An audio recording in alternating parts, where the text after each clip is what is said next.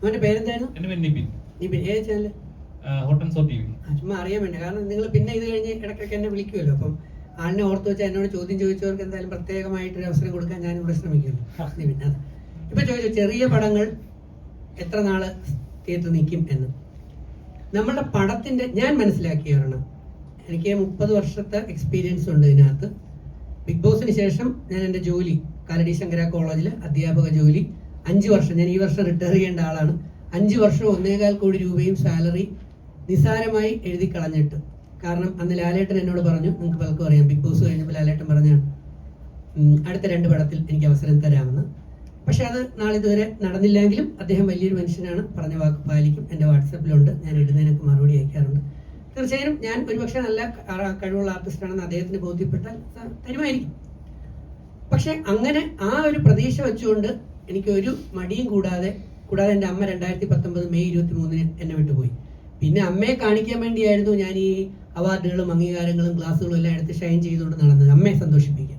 അമ്മ പോയി കഴിഞ്ഞാൽ പിന്നെ എനിക്കെന്തിനാ ജോലി, സിനിമയിൽ എന്തെങ്കിലും ആവാൻ പറ്റുമോ നോക്കാം. ഒരു ചെറിയ കലാകാരനാണ് ഞാൻ. അപ്പൊ അതുകൊണ്ട് 2021 ഞാൻ കോളേജിൽ ജോലി റിസൈൻ ചെയ്തിട്ട് സിനിമയിൽ ഇറങ്ങി. 5 വർഷം കൊണ്ട് ഫുൾ ടൈം ഇതിന്റെ പുറകെ പല മേഖലകളിൽ നടക്കുന്നു. 4 സിനിമകളുടെ AD ആയിരുന്നു, ഒരു സിനിമയുടെ പ്രൊഡക്ഷൻ ഡിസൈനർ ആയിരുന്നു, ഒരു പടം കാസ്റ്റിംഗ് ഹെഡായി ചീഫായിട്ട് വർക്ക് ചെയ്തു.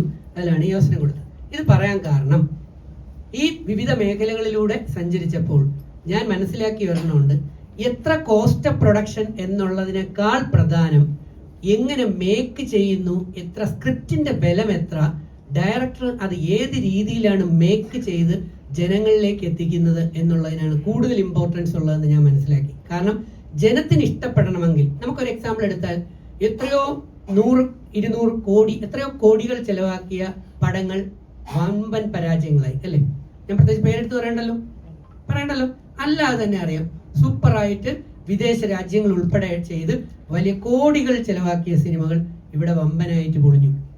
എന്നാൽ വാഴ പോലെയുള്ള ചില പുതുതലമുറ കുട്ടികളെ വെച്ചുകൊണ്ട് അല്ലെങ്കിൽ ആർട്ടിസ്റ്റുകളെ വെച്ചുകൊണ്ട് ചെയ്ത, അത് വെച്ച് കമ്പയർ ചെയ്യുമ്പോൾ ഉള്ള ചെറിയ പടം സൂപ്പറായിട്ട് വിജയിച്ചു. വാഴയിലുള്ള കഥ നമുക്ക് എല്ലാം അറിയാന്നുള്ളതാണ്. പക്ഷെ അത് എങ്ങനെ മേക്ക് ചെയ്തു എന്നുള്ളതിനനുസരിച്ചാണ് ആ പടം ഹിറ്റായത്. ശരിയല്ലേ? നമുക്കൊന്ന് ചിന്തിക്കാൻ കഴിയുന്നതിന് മുമ്പ്, ഇതിപ്പോ നമ്മൾ മറ്റു കണ്ട് അത് ചിന്തിക്കുന്നതിന് മുമ്പ് അത് അടുത്ത ഫ്രെയിമിലേക്ക് പോയി. അങ്ങനെ പടപടപടപടേന്ന് സാധനം കഴിഞ്ഞു പോകരുത്. കാരണം ഭാവിയിൽ എനിക്കും ഡയറക്റ്റ് ചെയ്യണം, പ്രൊഡക്ഷൻ ഫീൽഡിൽ വരണം എന്ന് ആഗ്രഹമുള്ളതുകൊണ്ടാണ് ഞാൻ ഈ സംഗതികളെല്ലാം നോക്കുന്നത്. അപ്പം ചെറിയ ബഡ്ജറ്റിൽ നല്ല പടങ്ങൾ എടുക്കാൻ കഴിയുമെങ്കിൽ, കോസ്റ്റ് പ്രൊഡക്ഷൻ കുറച്ചുകൊണ്ട് നല്ല പ്രൊഡക്ഷൻസ് ചെയ്യാൻ, നല്ല പടങ്ങൾ എടുക്കാൻ പറ്റുമെന്നുണ്ടെങ്കിൽ ഇത് നല്ലൊരു ബിസിനസ് മേഖലയുമാണ്. ആ വലിയ 10 കോടി ചെലവാക്കി ഒരു പടം എടുക്കുന്ന സ്ഥലത്ത് 10 കോടി ചെലവാക്കി 10 സിനിമകൾ എടുക്കുമ്പോൾ ഒരുപക്ഷെ 100ഓളം പുതിയ തലമുറ ആർട്ടിസ്റ്റുകൾക്ക് അവസരങ്ങൾ കൊടുക്കാനും അതിനെ ഏറ്റവും നല്ല രീതിയിൽ വിജയിപ്പിക്കാനും ജനങ്ങളുടെ ഇടയിൽ എത്തിക്കാനും പറ്റും. ഇവിടെ കൂടുതൽ പൈസ പലപ്പോഴും ചെലവാകേണ്ടി വരുന്നത് നിങ്ങൾക്ക് തന്നെ അറിയാം. സിനിമ എടുക്കുന്നതിനെ പോലെ തന്നെ പ്രൊമോഷൻ എന്ന് പറയുന്ന പരിപാടിയിൽ പോസ്റ്ററുകൾ അടിക്കുകയും നമ്മൾ കട്ടൗട്ടറും അത് ഹോൾഡിങ്ങുകളും അങ്ങനെ എല്ലാ പ്രൊമോഷൻ വർക്കുകൾ ചെയ്തു വരാൻ ഭീകരമായ പൈസ ആവുന്നുണ്ട്. അപ്പൊ അങ്ങനെയുള്ള വലിയ ബോർഡുകളോ ഹോൾഡിങ്ങുകളോ ഒന്നും ഞങ്ങളുടെ ഈ സ്വപ്ന സുന്ദരി സിനിമയ്ക്ക് ഇല്ല. പകരം നിങ്ങളെന്ന് പറയുന്ന ഹോൾഡിങ്ങുകളാണ് ഞങ്ങളുടെ മുമ്പിലുള്ളത്. അപ്പം ആ തരത്തിൽ ചെറിയ രീതിയിലാണ് അത് കണ്ടത്. അപ്പൊ നമ്മൾ വലിയ പടം വലിയ ബഡ്ജറ്റിൽ എടുക്കാം, പക്ഷേ നേരത്തെ ഞാൻ പറഞ്ഞതുപോലെ നല്ല ക്വാളിറ്റി പ്രൊഡക്ഷൻ ചെയ്തുകൊണ്ട് ചെറിയ ബഡ്ജറ്റിൽ എടുത്ത പടങ്ങളും ഇവിടെ സൂപ്പർ ഹിറ്റുകൾ ആയിട്ടുണ്ട്. അതുകൊണ്ട് ഒരുപാട് പണം ചെലവാക്കുന്നതിനേക്കാൾ വേണ്ടി വരുന്നത്, ഇപ്പൊ വലിയ ആർട്ടിസ്റ്റ് മൂല്യമുള്ള വലിയ രാജ്യങ്ങളിലൊക്കെ പോയി, പല രാജ്യങ്ങളിലും പോയി വലിയ ആർട്ടുകളൊക്കെ ചെയ്തു വരുന്ന വമ്പൻ പടങ്ങൾക്ക് തീർച്ചയായിട്ടും കോടികളുടെ ആവശ്യമുണ്ട്.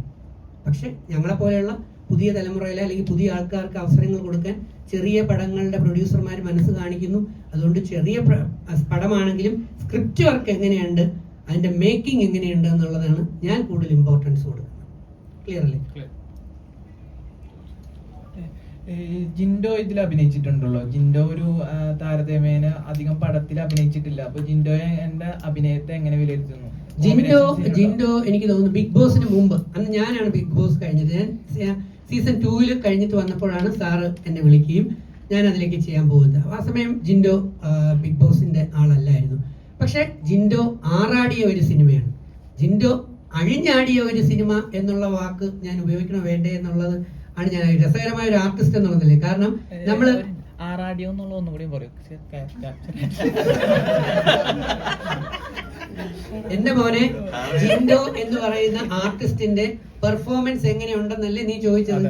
അതിന് ഏറ്റവും ബെസ്റ്റ് വാക്കാണ് ഞാൻ പറഞ്ഞത്. പലരും ഇപ്പം പറയുന്നു ജിൻഡോ നേരെ ചെയ്യൂല, ജിൻഡോ അങ്ങനെ ചെയ്യില്ല, ജിൻഡോ പെർഫോമൻസ് മോശമാണ്, ജിൻഡോ മസിൽ പിടിച്ചിരിക്കുന്നത്. പക്ഷേ സ്വപ്ന സുന്ദരി എന്ന് പറഞ്ഞ ഒരു സിനിമ നീ വന്ന് പോയി കണ്ടുനോക്ക്.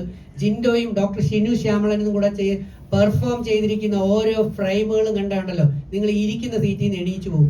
ആ കണക്കിന് ആറാടിയ പടമാണ് ജിൻഡോ. ജിൻഡോ എന്ന് പറയുന്ന ഒരു സൂപ്പർ ആർട്ടിസ്റ്റ് എന്ന് പറയുന്ന ജിൻഡോയുടെ പല കഴിവുകളും പുറത്ത് നേരിട്ട് കാണാൻ അവസരം കിട്ടിയ ഒരാളാണ് ഞാൻ. അതുകൊണ്ട് ജിൻഡോ ബിഗ് ബോസിൽ കണ്ട ജിൻഡോ അല്ല, നല്ലൊരു കലാകാരനാണ്. അദ്ദേഹത്തിന്റെ അന്ന് ഈ ബിഗ് ബോസിന്റെ ഇമേജ് അതിനകത്ത് അദ്ദേഹത്തിന് ഇല്ലായിരുന്നു. ഇപ്പം അദ്ദേഹത്തിന് ബിഗ് ബോസിന്റെ ഇമേജ് ഉണ്ട്. രണ്ട് തരമാണ്. പറഞ്ഞ് മനസ്സിലായോ? ആ ഇമേജ് എനിക്ക് അപ്പോഴും ഇമേജ് ഇല്ല, ഇപ്പോഴും ഇമേജ് ഇല്ല. ഞാൻ അങ്ങനെ ഇമേജ് നോക്കുന്ന ആളല്ല. കാരണം ഞാൻ വളരെ ലോയിൽ നിന്ന് താഴെ നിന്ന് കയറി വന്ന ആളാണ്. ഞാൻ എപ്പോഴും ആ താഴത്തെ തട്ടിലെ ആൾക്കാരുടെ കൂടെ നിൽക്കാനും കൂടാനും കമ്പനി കൂടാനും നടക്കുന്ന ആളാണ്. നമുക്ക് ഒരു ഇമേജിന്റെ ചട്ടക്കൂട്ടുകളും താല്പര്യമില്ല. സാധാ പാവപ്പെട്ട ഒരു മനുഷ്യനാണ്. അന്നും ഇന്നും എന്നും അങ്ങനെയായിരിക്കും. പക്ഷെ ഇപ്പം ജിൻഡോക്ക് ഇമേജുകളുണ്ട്. പക്ഷെ അന്ന് ഒരു ആർട്ടിസ്റ്റ് എന്നുള്ള നിലയിൽ ഞാൻ പോസിറ്റീവാണ് പറയുന്നത്. ഏറ്റവും ഗംഭീര പെർഫോമൻസ് ആയിരുന്നു ജിൻഡോയിൽ നിന്ന്. ഈ സ്വപ്ന സുന്ദരിയിൽ ജിൻഡോ അഭിനയിച്ച ആ പെർഫോമൻസ് ലെവലിൽ ഇപ്പൊ ജിൻഡോ എന്നോടൊപ്പം 3 സിനിമകളിൽ അഭിനയിച്ചിട്ടുണ്ട്. ഇപ്പോഴത്തെ ഇപ്പൊ ഞങ്ങൾ ചെയ്തുകൊണ്ടിരിക്കുന്ന ഫാമിലി സർക്കസ് എന്ന് പറയുന്ന ഒരു സിനിമ, ദേവതം എന്ന് പറയുന്ന സിനിമ, അതിൽ ഞാനാണ് വില്ലൻ ദേവതത്തില്. അപ്പൊ ഈ സിനിമകളിലൊക്കെ ജിൻഡോയുടെ പെർഫോമൻസ് ഞാൻ നോക്കിയപ്പോൾ സ്വപ്ന സുന്ദരിയിൽ കണ്ട അത്രത്തോളം റേഞ്ചിലേക്ക് ജിൻഡോ എത്തിയതായിട്ട് എനിക്ക് തോന്നുന്നില്ല. അപ്പം ബിഗ് ബോസിന് മുമ്പ് ജിൻഡോ നല്ലൊരു ആർട്ടിസ്റ്റ് ആയിരുന്നു. ബിഗ് ബോസിന് ശേഷം നമുക്ക് ഇനി കാണാൻ ഇറങ്ങാനിരിക്കുന്നതേ ഉള്ളൂ ആ സിനിമകൾ. അതുകൊണ്ട് ഞങ്ങളൊക്കെ എൻജോയ് ചെയ്തതായിരുന്നു അല്ലേ സാറേ? ഡാൻസ് പോലും ആരും പഠിപ്പിച്ചു കൊടുത്തില്ല, ഒന്ന് പറഞ്ഞു കൊടുക്കുന്നതിന് മുമ്പ് അല്ലെ ജിൻഡോ കാലൊക്കെ തൂക്കി കോരിയൊക്കെ അടിച്ചു അല്ലേ? അതൊക്കെ ഭയങ്കരമായിട്ട് അവർ തമ്മിൽ ഡാൻസും ഡ്യൂറ്റുകളും പിന്നെ വെള്ളത്തിൽ ചാട്ട് ഞാൻ കൂടുതൽ പറയുന്നില്ല. അതിനകത്ത് എന്താ പറയാ, നല്ല അടിപൊളിയായിട്ട് ആണ് ജിൻഡോ ചെയ്തിരിക്കുന്നത്. പിന്നെ ജിൻഡോ അതിന് കുറച്ച് ആർട്ടിസ്റ്റ് എന്നുള്ള നിലയിൽ എനിക്ക് കുറച്ച് പറയാൻ പറ്റത്തില്ല. ഞാൻ രസകരമായി അത് പ്രസന്റ് ചെയ്തു എന്നുള്ളതാണ്. വിജിന്റെ ആണ് അതിന്റെ വില്ലൻ ലുക്ക് കാണുമ്പോൾ ഒരു വില്ലൻ ലുക്ക് വരുന്നുണ്ട്. അതിനകത്ത് യഥാർത്ഥ വില്ലൻ ആര് എന്നുള്ളത് നിങ്ങൾ പടം കാണുമ്പോൾ നിങ്ങൾക്ക് ബോധ്യപ്പെടും. സെൻട്രൽ അല്ലെങ്കിൽ നായകന്മാർ ആരൊക്കെയാണ് അതെല്ലാം നിങ്ങൾക്ക് ബോധ്യപ്പെടും. വില്ലൻ എന്ന് തോന്നിപ്പിക്കുന്ന ലുക്കിനകത്ത് ഉള്ള ആള് പാവമാണോ നിരപരാധിയാണോ അതോ വേറൊരാളാണോ യഥാർത്ഥത്തിൽ ക്രൈം ചെയ്തിരിക്കുന്നത്, അതാണ് ഒരു ക്രൈം ത്രില്ലർ എന്ന് പറഞ്ഞത്. അപ്പോൾ അതുകൊണ്ട് അത് പറഞ്ഞു കഴിഞ്ഞാൽ ഇതിന്റെ ഒരു സസ്പെൻസ് അങ്ങ് പോകും. അപ്പം ചിലപ്പോൾ നമ്മൾ ക്രൂരൻ എന്ന് കാണുന്ന ആളായിരിക്കണമെന്നില്ല യഥാർത്ഥ ക്രൂരൻ അല്ലെ? നമ്മൾ ഇപ്പോഴത്തെ ബിഗ് ബോസ് നോക്കിയാൽ നെവിൻ എന്ന് പറയുന്ന പയ്യനെ നമ്മൾ ആദ്യം എന്നെ സംബന്ധിച്ച് ഞാൻ കണക്ട് ചെയ്ത് തന്നെ പറയാം. കണക്ട് ചെയ്ത് എനിക്ക് ആദ്യം ഇഷ്ടമില്ലായിരുന്നു. ഇപ്പോഴത്തെ സീസൺ 7 നെവിനെ എനിക്ക് ആദ്യം ഇഷ്ടമില്ല. ഇതെന്തോന്ന് ചാട്ടം ബഹളം എന്നുള്ളത്. ഇപ്പൊ ഞാൻ നെവിന്റെ ഭയങ്കര ഫാനായിട്ട് നെവിനെ എങ്ങനെ ഉയർത്തി കൊണ്ടുവരാന്ന് ആലോചിച്ച് ഒറ്റയാൾ പട്ടാളം പോലെ ഞാൻ നെവിന് വേണ്ടി പ്രവർത്തിക്കണം. അപ്പം ഒരാളിന്റെ ലുക്കിലല്ല അദ്ദേഹത്തിന്റെ പെർഫോമൻസിലാണ് യഥാർത്ഥത്തിൽ നമ്മൾ മാർക്ക് ഇടേണ്ടത്. അതിൽ ആ സംബന്ധിച്ച് നോക്കുമ്പോഴത്തേക്ക് തീർച്ചയായിട്ടും ഏറ്റവും ബെസ്റ്റ് ആയിട്ട് തന്നെയാണ് ചെയ്തിരിക്കുന്നത്. പക്ഷെ വില്ലനാണോ അതോ നായകനാണോ, ആരാണ് അതിലെ വില്ലൻ എന്നുള്ളത് സിനിമ കാണുമ്പോൾ മനസ്സിലാക്കുന്നതാണ് ഏറെ നല്ലത്. ഇതങ്ങ് പറഞ്ഞു പോയാൽ അതിന്റെ 3-4 സസ്പെൻസുകളിൽ ഒരെണ്ണം വെളിയിലായി പോകും. അതുകൊണ്ടാണ് കേട്ടോ. ഈ ആരോഗ്യസ്ഥിതി വളരെ മോശമായിട്ട് ഈ പ്രൊമോഷന് വരാനുള്ള ഒരു കാരണം എന്താണ്? അത് പ്രൊമോഷണൽ ടിപ്സ് ആയിട്ടാണ്. അതായത് ഈ ഇത് ഔട്ട് ചെയ്യുമ്പോൾ പ്രേക്ഷകരുടെ ഡെയിലി ഒരു സെന്റിമെന്റൽ വർക്ക്ഔട്ട് അങ്ങനെ ഒരു കാര്യം ചെയ്യും. എന്റെ മോനെ നീ ഒരു കാര്യം ചെയ്യും. ഒരു എന്റെ എക്സ്റേ ഓൾറെഡി ഞാൻ എടുത്തോണ്ടില്ല. പിച്ചാത്തിയ വെട്ടുകത്തി ഉണ്ടെങ്കിൽ ഇതൊന്ന് അറുത്ത് വെട്ടി മുറിച്ചിട്ട് എന്റെ കാലിന്റെ വീഡിയോ എടുക്കുക. ഇത് ശരിയാണെങ്കിൽ മാത്രം ഇപ്പോഴത്തെ ചില താരങ്ങൾ കാണിച്ചു ബിഗ് ബോസിലുള്ള നിങ്ങളുടെ ചില ആർട്ടിസ്റ്റുകൾ കാണിക്കുന്ന പോലെയുള്ള ഉഡായിപ്പല്ല ഈ സാധനം. ഇതെന്ന് പറയുന്ന ഒറിജിനൽ ആണെന്ന് ഞാൻ നിങ്ങളെല്ലാം കണ്ടു കാണും. നമ്മുടെ ജോമോൻ ജോഷിയും ദാസേട്ടൻ കോഴിക്കോടും കൂടെ കുറച്ച് നാളിന് മുമ്പ് എന്നെ ചുമന്നുകൊണ്ട് ഒരു ലൊക്കേഷനിൽ നിന്ന് പോകുന്നത് നിങ്ങൾ കണ്ടിട്ടുണ്ടാവും ഇല്ലേ? കണ്ടില്ലേ? സോഷ്യൽ മീഡിയ ഉണ്ടായിരുന്നില്ലേ?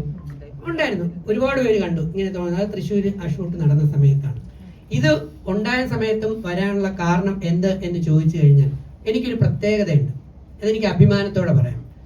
ഞാൻ നല്ല നന്ദിയുള്ള ജർമ്മൻ ഷെപ്പേർഡ് അല്ലെങ്കിൽ അൽസേഷ്യൻ പട്ടിയെ പോലെയുള്ള ഒരു നല്ല പട്ടി എന്ന് പറയുന്നതാണ്. ഞാൻ എപ്പോഴും എന്നെ അങ്ങനെയാണ് ഉപയോഗിക്കുന്നത്. കാരണം ഖുർആൻ ഉൾപ്പെടെയുള്ള വേദഗ്രന്ഥങ്ങൾ പറയുന്നു ജനങ്ങളിൽ അധികം പേർക്ക് നന്ദിയില്ല എന്ന്. പക്ഷെ എനിക്ക് നന്ദി കുറച്ച് കൂടുതലാണ്. ഞാൻ ബിഗ് ബോസ് കഴിഞ്ഞപ്പോൾ ചെയ്ത ആദ്യത്തെ പടമാണ് സ്വപ്ന സുന്ദരി എന്ന് പറയുന്ന പടം. 2, എൻ്റെ ഇനിയുള്ള ചോറ്, എൻ്റെ ജീവിതം എന്ന് പറയുന്നത് സിനിമ ഇൻഡസ്ട്രിയിലാണ്. ഞാൻ ഒടിഞ്ഞു കിടന്നത് കഴിഞ്ഞ മാസം 12-ാം തീയതി തൃശ്ശൂർ ഷൂട്ടിങ്ങിൽ വെച്ച് എനിക്ക് പറ്റിയ ആക്സിഡന്റ് സോഷ്യൽ മീഡിയയിലുള്ള പലരും അറിഞ്ഞതാണ്. എനിക്ക് വേണമെങ്കിൽ വീട്ടിൽ കിടന്നാൽ മതി, ഒരാഴ്ച കൂടെ ഉണ്ട്, 60 ദിവസം 2 മാസമാണ് റെസ്റ്റ് പറഞ്ഞേക്കുന്നത്. ഇപ്പൊ ഇന്ന് എത്ര 48-50 ദിവസമോ, അടുത്ത ആഴ്ചയാവുമ്പോൾ പ്ലാസ്റ്റർ എടുക്കാൻ പറ്റും. അപ്പോഴത്തേക്ക് സിനിമ കഴിഞ്ഞു പോകും. അപ്പൊ എനിക്ക് ഒരു വിധമെങ്കിലും ഇവിടം വരെ എത്താൻ പറ്റും എന്നുള്ളത് കൊണ്ടാണ്. കഴിഞ്ഞ ആഴ്ച പറ്റിയില്ല. ഷെജിൻ എന്നെ കഴിഞ്ഞ ആഴ്ച വിളിച്ചപ്പോൾ ഞാൻ വീഡിയോ കോളിലൂടെ കാണിച്ചു. ഡോക്ടർ പറഞ്ഞ് ഒരു 45 ദിവസമെങ്കിലും കഴിഞ്ഞിട്ട് കാലൊന്ന് അമർത്താവൂ എന്ന് വെച്ചു. അപ്പം ഇദ്ദേഹം ഇവിടുന്ന് വണ്ടി വിട്ട്, ഇന്നലെ ഇവിടുന്ന് വണ്ടി വിട്ട്, ഇന്ന് ആദ്യം പറഞ്ഞത് ഇന്ന് രാവിലെ കാറ് ട്രിവാൻഡ്രത്തേക്ക് വിട്ടിട്ട് അവിടെ നിന്ന് ഇന്നോവ അവിടെ വിട്ടിട്ട് അവിടെ നിന്ന് എന്നെ എടുത്ത് കൊണ്ടുപോയി. പക്ഷെ ഇവിടെ ഇന്ന് രാവിലെ വരുമ്പോൾ ഈ റോഡ് കാരണം, ബ്ലോക്ക് കാരണം നിങ്ങൾക്ക് സമയത്തിന് എത്താൻ പറ്റത്തില്ല. അതുകൊണ്ട് ഇന്നലെ തന്നെ രാത്രി വന്ന് YMCAയിൽ റൂം എടുത്ത് അവിടെ കിടന്നിട്ട് ഇന്ന് ഈ നിങ്ങളുടെ പരിപാടി അല്ലെങ്കിൽ ഈ പ്രൊമോഷന് വേണ്ടി നമ്മുടെ ഇതിലേക്ക് വന്നപ്പോൾ എൻ്റെ ആത്മാർത്ഥയെ നീ വെറും പുറം കാലം കൊണ്ട് ചവിട്ടി തേച്ച് കളഞ്ഞല്ലടാ മോനെ. ഒന്ന് ആലോചിച്ച് നോക്കുകയാണ്. അപ്പൊ ഇവിടെ യഥാർത്ഥത്തിൽ ആത്മാർത്ഥയോടെ പെരുമാറുന്ന പലർക്കും പലപ്പോഴും വിലയില്ലാതെ അവർ അഭിനയമാണോ എന്നൊരു ചോദ്യമാണ്. നീ അഭിനയമാണോ എന്നുള്ള ചോദ്യമാണ് ചിലർ ചോദിക്കാൻ സാധ്യതയുള്ളത്. നീ അത് ചോദിച്ചത് കൊണ്ട് ഐ ലവ് യുടാ, സത്യമാണ്. അത് പറയും. അതങ്ങനെയുണ്ട്. ഇവിടെ സാത്താന്റെ സന്തതികൾ കുറെ എണ്ണം എല്ലായിടത്തും ഉണ്ട്. ദൈവത്തിന്റെ സന്തതികളും ഉണ്ട്, സാത്താന്റെ സന്തതികളും ഉണ്ട്. അതുകൊണ്ട് നല്ലത് ചെയ്താൽ കുറ്റം പറയുന്നവരും ഉണ്ട്, മോശം ചെയ്താൽ നല്ലത് പറയുന്ന ആൾക്കാർ നമ്മുടെ ഇടയിലുണ്ട്, അല്ലേ? 5 പേരിലും 5 പോലെയല്ലേ? പക്ഷെ ഇത് സത്യമാണ്. പിന്നെ രജിത്തേട്ടനെ സംബന്ധിച്ച് കഴിഞ്ഞ 18 വർഷം കൊണ്ട് കൃത്യം ഇപ്പം ബിഗ് ബോസിന്റെ പറയുന്നില്ല, ഞാൻ ലക്ഷങ്ങൾ കൊടുത്ത് പ്രൊമോഷൻ അന്ന് സീസൺ 2 നടത്തിയിട്ടുണ്ടായിരുന്നു. ചുമ്മാ ഓരോ ഗുണ്ട് വിളിച്ചു പറഞ്ഞിട്ട് കാര്യമുണ്ട്? എന്താ പ്രൊമോഷൻ പോലും അറിഞ്ഞുകൂടാത്ത കാലത്താണ്. നമ്മളോട് വിരോധമുള്ളവർക്ക് നമ്മൾ അത് തന്നെ. ബിഗ് ബോസ് ഷോ എന്ന് പറയുന്നത് നമ്മുടെ റിയൽ ലൈഫ് പോലെയുള്ള സംഭവമാണ്. ഈ സിനിമയിൽ അസൂയുള്ളവർക്ക്, സ്വപ്നസുന്ദരി സിനിമയിൽ അസൂയുള്ളവർക്ക് അതിനകത്ത് തെറ്റും കുറ്റവും കണ്ടുപിടിക്കും. ഇപ്പൊ സീസൺ 2 നമുക്ക് കമ്പയർ ചെയ്ത് നോക്കിയാൽ സീസൺ 2 നമ്മൾ കണ്ടാണ് നമ്മുടെ അനുമോള് കിടന്നപ്പം നെവിൻ ഒരല്പം വെള്ളം സ്പ്രേ ചെയ്തു. അപ്പൊ ആദ്യം പറഞ്ഞ എന്താ, ഞാനും ഇതുപോലെ പലരുടെയും സ്പ്രേ ചെയ്തിട്ടുണ്ട്, പക്ഷെ അവർക്കൊക്കെ എന്നെ ഇഷ്ടമായിരുന്നു, അതുകൊണ്ട് സ്പ്രേ ചെയ്തു. അപ്പം നമുക്ക് ഇഷ്ടമുള്ളവർ എന്തെങ്കിലും ചെയ്താൽ നമുക്കൊരു കുഴപ്പം. ഈ ഇരിക്കുന്ന ആർട്ടിസ്റ്റ് ഞാൻ ഇങ്ങനെ സ്നേഹത്തോടെ അടിച്ചു, അവർക്ക് എന്നോട് ദേഷ്യം ഉണ്ടെങ്കിൽ പീഡിപ്പിച്ചേന്ന് വിളിച്ചു പറഞ്ഞുകൊണ്ടാണ്, ശരിയല്ലേ? പക്ഷെ ഞാൻ സ്നേഹത്തിലുള്ള കമ്പനിയിലുള്ള ആളാണെങ്കിൽ ഞാനൊന്ന് തട്ടിയാലും ഇവിടെ തട്ടാൻ പറ്റില്ല. ഇവിടെ തട്ടിയാൽ ഞാൻ മെഡിക്കൽ കോളേജ് പോകണം. അപ്പൊ ഞാൻ ഈ ഒരു തട്ടുമ്പോ ഇത് ഡിപ്പെൻസ് ആണ്. എന്ന് വെച്ചാൽ നമ്മുടെ റിലേഷൻഷിപ്പ് അനുസരിച്ചിട്ടാണ് ഇവിടെ കാര്യങ്ങൾ നടക്കുന്നത്. ഇഷ്ടമുള്ളവർ ചെയ്താൽ കുഴപ്പമില്ല, ഇഷ്ടമല്ലാത്ത ആളാണ് ചെയ്യുന്നതെങ്കിൽ അതിനെ വമ്പൻ പ്രശ്നങ്ങളാക്കി മാറ്റി. അത് എല്ലാ സീസണിലും ഉള്ള ഒരു സംഭവമാണ്. അതുകൊണ്ട് തീർച്ചയായിട്ടും സത്യസന്ധമായി കഴിഞ്ഞ 18 വർഷം കൊണ്ട് വേദം പഠിച്ചു കഴിഞ്ഞിട്ട് ഞാൻ സത്യത്തിന്റെയും ധർമ്മത്തിന്റെയും മാർഗത്തിലാണ് നടക്കുന്നത്. അന്യർക്ക് ദോഷം ഉണ്ടാകുന്നതും മറ്റുള്ളവരെ പറ്റിക്കുന്നതുമായിട്ടുള്ള ഒരു കള്ളത്തരവും ചതിയും ചെയ്യാറില്ല. കാരണം എനിക്ക് എന്റെ ക്രെഡിബിലിറ്റി വളരെ പ്രധാനപ്പെട്ടാണ്. നാളെ ഞാൻ കാണിച്ചതും പറഞ്ഞതും തെറ്റാണെന്ന് നിങ്ങളിൽ ഒരാളെങ്കിലും, നിങ്ങൾ സോഷ്യൽ മീഡിയയാണ്, നിങ്ങൾ എവിടെയും കൊണ്ടുപോയി ക്യാമറ വെച്ച് കാണും, ഞാൻ പറഞ്ഞത് തെറ്റാണെന്ന് കണ്ടു കഴിഞ്ഞാൽ പിന്നെ അതോടെ എന്റെ വില പോയി, എന്റെ അഡ്രസ്സ് പോയി, എന്റെ വിശ്വാസമല്ല. പക്ഷെ ഇന്ന് ലക്ഷക്കണക്കിന് പല രാജ്യങ്ങളിലെ മലയാളി സഹോദരങ്ങൾ, UAE, GCC, US, നമ്മുടെ എല്ലാ രാജ്യങ്ങളിലുള്ള മലയാളി പ്രവാസികൾ ഉൾപ്പെടെ ലക്ഷക്കണക്കിന് പേർക്ക് ഞാൻ പറയുന്ന വാക്ക് ശരിയാണെന്ന് വിശ്വാസമുള്ളതിന് ഉത്തമ ഉദാഹരണമാണ്. ഞാൻ ഇതുവരെയും വീഡിയോ പ്രൊമോഷൻ ബിഗ് ബോസിനെ ബേസ് ചെയ്ത് എന്റെ ഫേസ്ബുക്കിലൊന്നും ഇട്ടിട്ടില്ല. പക്ഷെ 3 ആഴ്ച കൊണ്ട് ഞാൻ ഇടാൻ തുടങ്ങിയപ്പം ആദ്യം തെറിവിളി കൂടുതലായിരുന്നെങ്കിൽ, ലൈക്ക് കുറവായിരുന്നെങ്കിൽ, ഇപ്പം എന്നെ സപ്പോർട്ട് ചെയ്യുന്നവരുടെ എണ്ണം വളരെയധികം കൂടി. അതുപോലെയാണ് ഈ സ്വപ്നസുന്ദരി സിനിമ എന്ന് പറയുന്നത്. ഇപ്പൊ കുറ്റം പറയും കുറെ പേര് വന്നിട്ട്, അതിനകത്ത് അങ്ങനെയാണ്, അതിനകത്ത് വലിയ പൈസ ഇല്ല, അതിനകത്ത് ചെറിയ ആർട്ടിസ്റ്റുകളാണ്, അതിനകത്ത് വലിയ ചിക്കൻ ബിരിയാണി അങ്ങനെയുള്ള സംഗതി, അല്ലെങ്കിൽ ഫ്രെയിം, അങ്ങനെ കുറ്റം പറയാൻ എല്ലാവരും ഉണ്ടാവും. പക്ഷെ ഇങ്ങനെ ഒരു സിനിമയായി ഇറക്കി അത് നിങ്ങളുടെ മുമ്പിൽ, ജനങ്ങളുടെ മുമ്പിൽ കൊണ്ടുവരാൻ വേണ്ടി ഇവരെല്ലാം പ്രവർത്തിച്ച കഷ്ടപ്പാട് എത്രയെന്ന് നോക്കിക്കഴിഞ്ഞാൽ അത് വിലമതിക്കാൻ പറ്റത്തില്ല, അത്രയ്ക്ക് മുകളിലാണ്. അതുകൊണ്ട് ഞാൻ പറഞ്ഞത് സത്യമാണ്, ഞാൻ പ്രവർത്തിക്കുന്നതും ഇന്ന് ഈ നിമിഷം വരെയും സത്യമാണ്. ഈ പ്രസ് മീറ്റ് പറഞ്ഞിട്ടുണ്ടായിരുന്നത് 4 മണിക്കാണ്, ഇപ്പോ ഏകദേശം 5:30 പക്ഷെ ഇതിൽ പ്രധാന താരം ജിൻഡോ വന്നിട്ടില്ല. അത് സെറ്റിൽ അങ്ങനെ ആയിരുന്നതാണ് ചോദ്യം. ഞാൻ നേരത്തെ മോനോട് പറഞ്ഞില്ലേ, ഞാനാണോ പറയേണ്ടത് വേറെ വല്ലവരാണ് പറഞ്ഞത്? കൈമാറട്ടെ, ഞാൻ പ്രൊഡ്യൂസറിന് കൈമാറാം, ഇതായിരിക്കും നല്ലത്. എന്ത് പറയുന്നു? അടി ഞാൻ വാങ്ങിച്ചു ജിൻഡോയെ കുറിച്ച് എന്താ അറിയേണ്ടത്? അല്ല, ഇപ്പൊ ഓൾറെഡി 1.5 മണിക്കൂർ ലേറ്റ് ആയിട്ടുണ്ട്. ജിൻഡോയെ കുറിച്ച് ചോദിക്കും, മോൻ എന്താ ഇങ്ങനെ കരഞ്ഞു ചോദിക്കുന്നത്? സ്റ്റാൻഡായിട്ട് ചോദിച്ചൂടെ? വെള്ളം കുടിക്കണോ? വെള്ളം കുടിക്കണം. വേണ്ടേ? അല്ല ജിൻഡോയെ കുറിച്ച് ജിൻഡോ ഇടിക്കുന്നു വെച്ചിട്ടാണോ? ജിൻഡോയ്ക്ക് ജിം ഉണ്ടെന്ന് വെച്ചിട്ടാണോ? അല്ല ജിൻഡോയെ ഞങ്ങൾ കാണാൻ തുടങ്ങിയിട്ട് കുറച്ചധികം. പിന്നെന്താ പ്രശ്നം? അല്ല ചോദ്യം ജിൻഡോ 1.5 മണിക്കൂർ ലേറ്റ് ആയെങ്കിൽ അതിന് കാരണം ഉണ്ടാവും. നമ്മുടെ റോഡിൽ കൂടെ ജിൻഡോയ്ക്ക് വരാൻ പറ്റുന്നുണ്ടാവില്ല, അതായിരിക്കാം കാരണം. അല്ല ഇവിടെ ജിൻഡോ മേക്കപ്പ് ചെയ്യുകയായിരിക്കാം.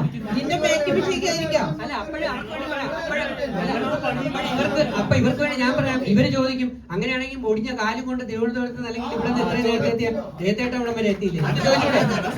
അടിയുടെ മക്കളെ കൈ തലേ ദിവസം വന്നു. അല്ലല്ല മാഡം, അതാണ് ഞങ്ങൾ പണിയും കൂലായിരിക്കുന്നത്. ഞങ്ങള് രാവിലെ തൊട്ട് ഓരോ ഷൂട്ടിലൊക്കെ പോയിട്ട് കവർ ചെയ്തിട്ട് അപ്പൊ അതിനർത്ഥം ഒരാൾ ഇൻഫോം ചെയ്ത ആ സമയത്ത് എത്തുക എന്നുള്ളെങ്കിൽ അരമണിക്കൂർ മുമ്പ് എത്തുക എന്നുള്ളതാണ്. അതെ, സിനിമ പ്രൊഡ്യൂസ് ചെയ്ത ഞാനാണ്, ജിൻഡോ അല്ലല്ലോ. ജിൻഡോ തിയേറ്ററിൽ സിനിമ എത്തിക്കുന്നത് ആരാണ്? പ്രൊഡ്യൂസറും ഡയറക്ടറും ഞങ്ങളുടെ ക്രൂ മെമ്പേഴ്സ് കൂടിയിട്ടല്ലേ. ഒരു ആർട്ടിസ്റ്റ് ഇപ്പൊ ഇതിനകത്ത് 2 ആർട്ടിസ്റ്റ് മരിച്ചുപോയി, അതേക്കുറിച്ച് ആരും ഞങ്ങൾ പറഞ്ഞിട്ടില്ല, നിങ്ങൾ ആരും ചോദിച്ചിട്ടുമില്ല. ഞങ്ങളുടെ ഈ ഒരു മിനിറ്റ്, ഞങ്ങളുടെ ഡയറക്ടർ അത് പറയേണ്ടതായിരുന്നു, സാർ അത് പറഞ്ഞില്ല. 2 ആർട്ടിസ്റ്റുകൾ ഇന്ന് നമ്മെ വിട്ട് ഇവിടെ പറഞ്ഞിരിക്കുകയാണ് ഈ ഒരു സിനിമയില്. 2 പേരും ഇതിനകത്ത് പാട്ട് സീനിലുള്ള 2 ആർട്ടിസ്റ്റുകളാണ്. അപ്പൊ അവർ 2 പേരും ഇല്ല.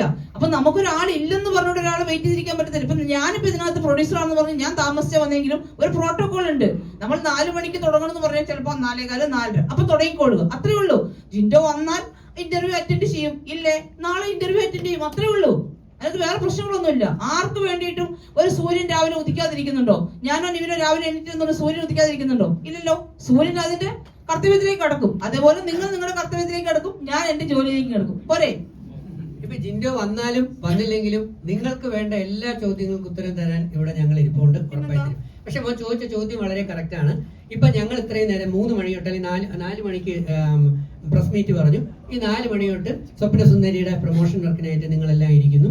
അദ്ദേഹം ഇതുവരെയ്ക്കും എത്തിച്ചേർന്നിട്ടില്ല. അപ്പൊ ഷൂട്ടിംഗ് ലൊക്കേഷനിലും ഇങ്ങനെ തന്നെ ആയിരുന്നു എന്ന് ഒരല്പം ആലോചിച്ച് നോക്കൂ. ഞാൻ കുറച്ച് നേരത്തെ ഇത് ഉൾക്കൊണ്ട് തന്നെയാണ് ഒരു ആൻസർ നിങ്ങളോട് പറഞ്ഞത്.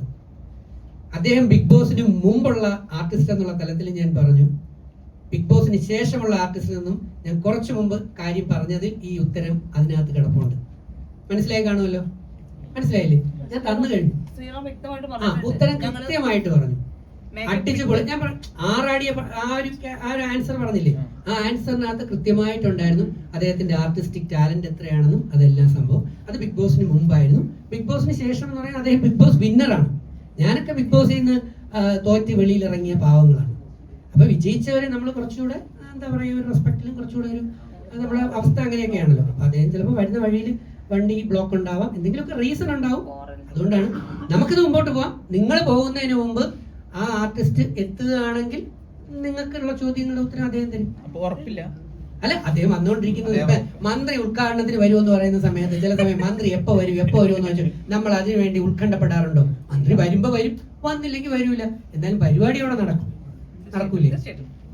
ഒരാളല്ല അവസാനം. എനിക്ക് ശേഷം പ്രളയമല്ല, എനിക്ക് ശേഷം എന്നെക്കാൾ മിടുക്കരായിട്ടുള്ള പാർട്ടികൾ വരുന്നുണ്ട് എന്ന് വിശ്വസിക്കുന്ന ആളാണ് ഞാൻ. ക്ലിയർ അല്ലേ? എന്നെ ജില്ലയും കൂടെ അടിപിടിപ്പിക്കാൻ വേണ്ടി എന്റെ മോനെ, നീ പഠിച്ച സ്കൂളിലല്ല ഞാൻ. എല്ലാ സ്കൂളിലും ഒരേ സിലബസ് ആണ് ആണ്. പക്ഷെ ഞാൻ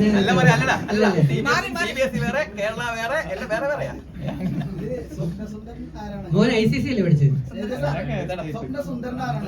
സ്വപ്ന സുന്ദരൻ ഇവിടെ 5 പയ്യന്മാര്, 5 ചെറുപ്പക്കാർ, നല്ല യുവ കോമളന്മാരെന്നോ ഇരിക്കുന്നുണ്ടോ, നല്ല ലുക്കിലും ഒക്കെ ഇരിക്കുന്നുണ്ടോ? ഇതാണ്. ഇതിനകത്ത് ഒരു ത്രെഡ് പറഞ്ഞേക്കാം, വേറെ ഒന്നുമല്ല. മിസ്ഡ് കോളിന്റെ പുറകെയുള്ള യാത്രയാണ്. ഒരു സുന്ദരിയുടെ ഒരു കോൾ വരുന്നു.